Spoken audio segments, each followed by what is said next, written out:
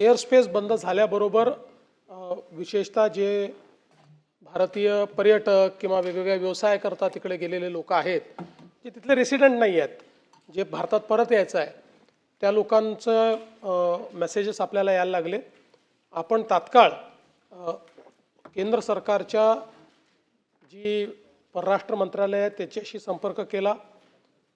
त्यांनी एम्बसीला सगळीकडे ॲक्टिवेट केलं, सगळ्यांना एम्बसीशी संपर्क साधायला सांगितला. पण आपल्याला याची कल्पना होती की नुसतं एम्बसीला संपर्क साधून हे होणार नाही, म्हणून आपल्या राज्याचे जे मदत व पुनर्वसन आपत्ती व्यवस्थापन मंत्री आहेत श्री गिरीश महाजन यांना आपण ती जबाबदारी दिली. आपण एक व्हॉट्सॲपचा नंबर सगळ्यांना दिलेला आहे.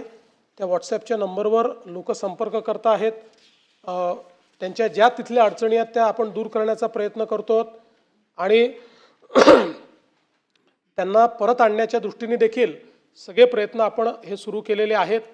मुळामध्ये आपल्याला माहिती आहे की एअर इंडियाची विमानं आता हळूहळू त्या ठिकाणी जात आहेत आणि लोकांना परत आणत आहेत.